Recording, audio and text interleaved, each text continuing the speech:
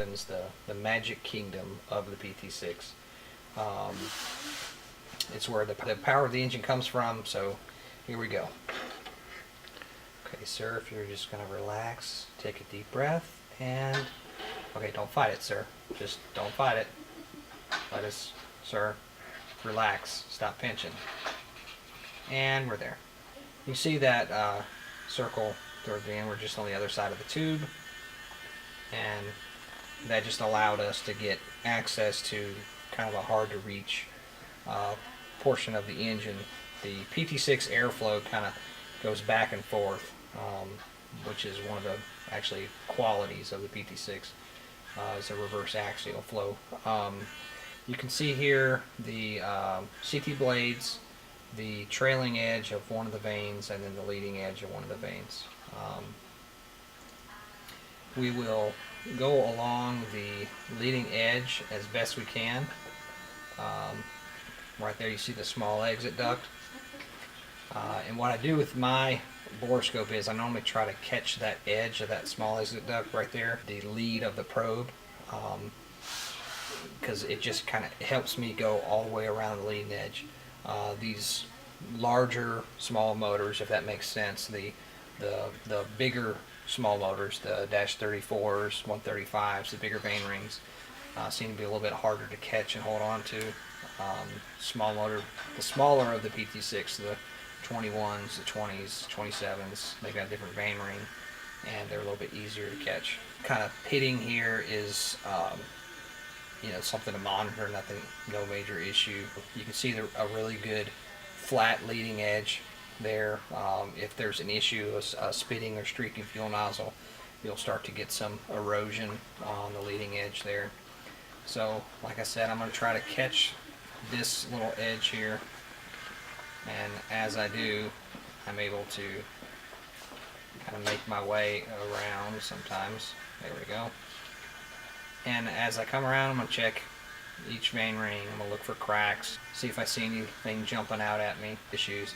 Now I've just jumped the tracks. I came out of that little lip, and as you see, as I try to go further around, it'll fall off. So you can keep trying with playing with it, you'll get better at it. But here's a good shot of the combustion liner. You can take the probe and kind of twist it with your fingers, and it gets a good shot.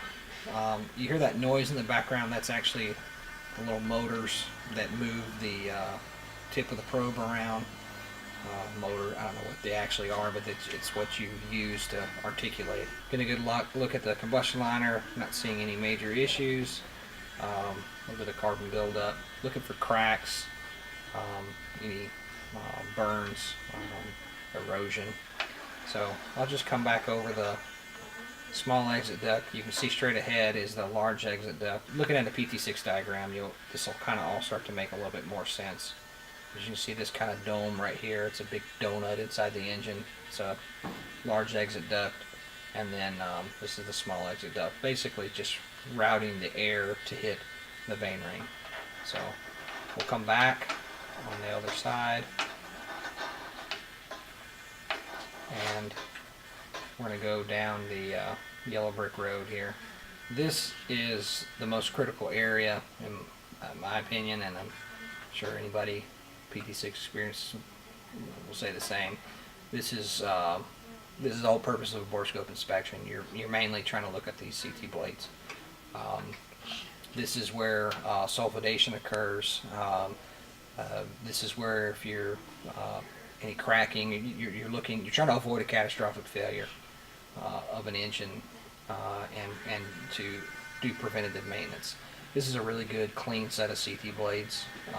Obviously these are really low time. You can see over here on the edge, the squealer tip, there's a minimal distance between the tip of the CT blade and the shroud segment here. A little bit of rub. I'm going to kind of speed through, but just basically 58 CT blades on the small motors. You can go through and count them and make sure you got every one, or you can do like I do, go 360 degrees around, find your probe on the other side, and know you've gone all the way.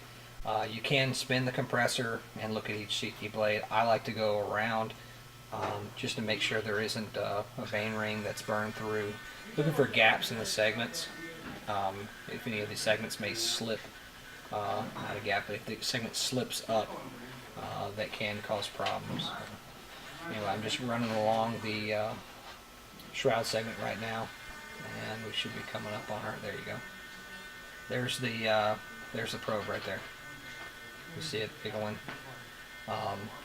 We've actually we've gone 360 degrees around the CT disc and CT blades. This area here is where sulfidation will occur. Okay, now we're going to go through and just do a quick look at the combustion liner and check the fuel nozzles. There's